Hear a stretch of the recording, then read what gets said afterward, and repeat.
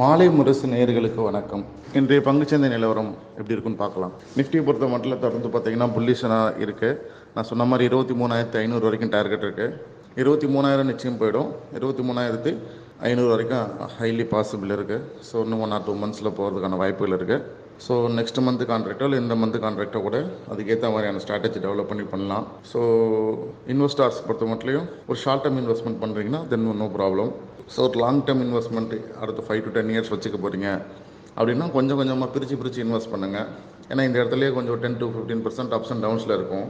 So உங்களோட one time invest பண்ணும்போது ஒரு 10% கீழே விழுந்ததுன்னா இன்னும் கொஞ்சம் அக்குமுலேட் பண்ணுற அளவுக்கு கொஞ்சம் ஃபண்ட்ஸ் வச்சுருந்தீங்கன்னா ஓகே தான். ஸோ ஸ்டாக் ஸ்பெசிஃபிக்காக பார்த்தா அப்படின்னு சொன்னால் நிறைய ஸ்டாக்ஸ் வந்து நல்ல ஸ்டாக்ஸ் இருக்குது. நீங்களே வந்து ரிலையன்ஸு, HDFC இது மாதிரி பிக் பண்ணுறத விடையும் நீங்கள் பேசாமல் அந்த ஷேர்ஸ்லாம் உள்ளடக்குனா நிஃப்டி பீஸ் அது மாதிரி ட்ரை பண்ணிங்கன்னா ஒரு இன்வெஸ்டருக்கு ஒரு டைவர்சிஃபைடு இன்வெஸ்ட்மெண்ட் கிடைக்கும் உங்களுக்கு. இந்த பீஸ் அப்படிங்கிறது வந்து பார்த்திங்கன்னா ETF ஃபண்டுன்னு சொல்லுவாங்க. ஷேர் மார்க்கெட்டில் ஷேர் போலவே இருக்கும். நீங்கள் ஃபார்மா பீஸ் அப்படின்னு சொல்லுவாங்க. ஒரு 20 ரூபா 10 ரூபா அப்படி தான் இருக்கும் அது. அதில் இந்தியாவில் இருக்கக்கூடிய தலை சிறந்த ஃபார்மா கம்பெனிலலாம் இன்வெஸ்ட் பண்ணி ஒரு பேக்கேஜ் மாதிரி வச்சுருப்பாங்க. நீங்கள் ஒரு ஷேர் வாங்கினாலே போதும், எல்லா ஃபார்மா கம்பெனியில் இன்வெஸ்ட் பண்ணதுக்கு சமம். ஸோ அது மாதிரி நீங்கள் ரிஸ்க் டைவர்சிஃபைட் பண்ணி இன்வெஸ்ட் பண்ணிகிட்டே வரலாம். ஸோ இந்த பீஸ் அப்படிங்கிறத யூஸ் பண்ணுங்கள். இண்டிவிஜுவல் ஸ்டாக்ஸ் வந்து ரீட்டைலர்ஸ் வந்து அதை பண்ணுறத விட இப்படி பண்ணிங்கன்னா எல்லா கம்பெனிலையுமே வந்து உங்களுக்கு ஸ்மால் கேப்பில் கூட பீஸ்லாம் இருக்குது. எல்லாமே பங்குச்சந்தையிலே ட்ரேட் ஆகுது.